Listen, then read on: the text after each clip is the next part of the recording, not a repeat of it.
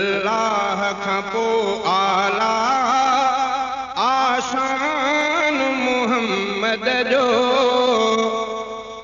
अफज़ल किताबनि में क़ुरान मुहम्मद जो अल्लाह खां पोइ आला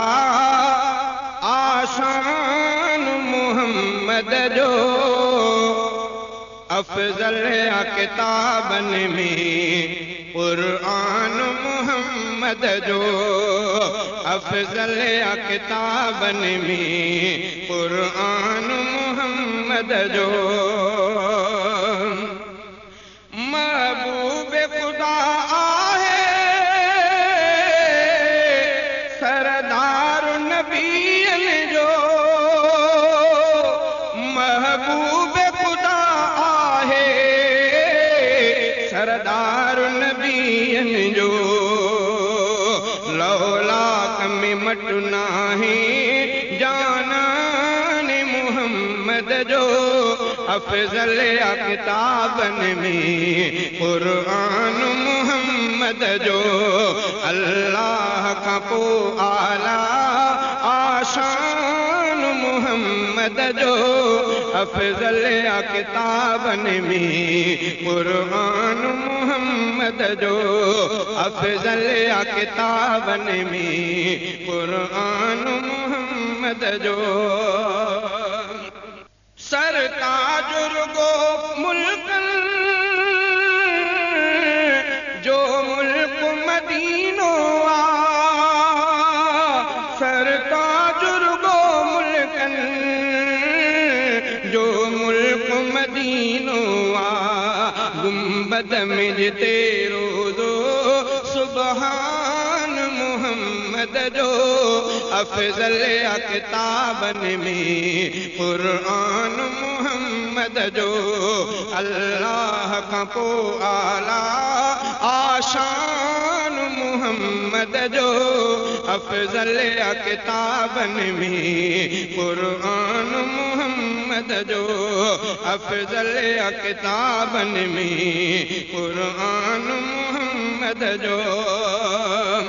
सभिनी खां भली उम्मत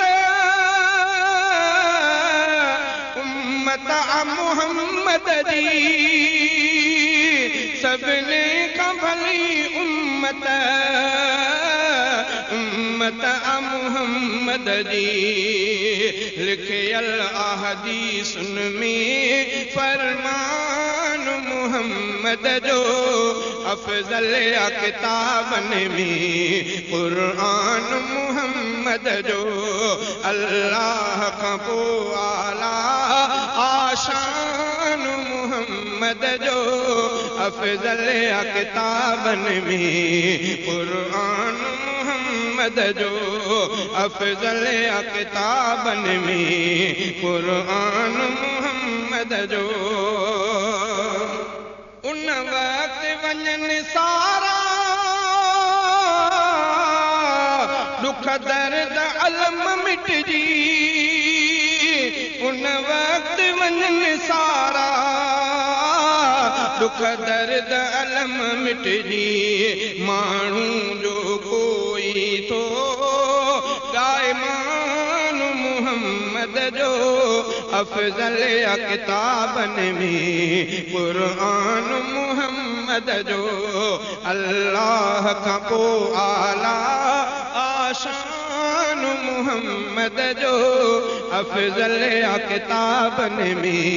क़ुरान मुहम्मद जो अफज़ल किताबनि में M-Can Production मुहम्मद जो सारा करन सारा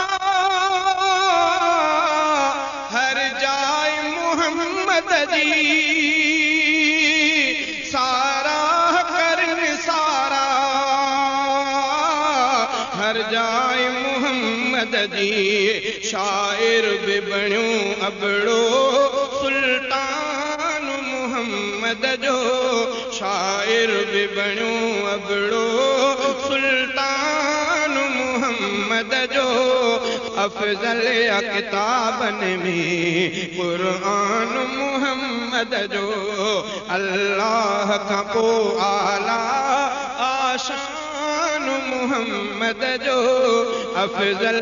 किताबन में कुरान मुहम्मद जो अफजल किताबन में कुरान मुहम्मद जो अल्लाह का को आला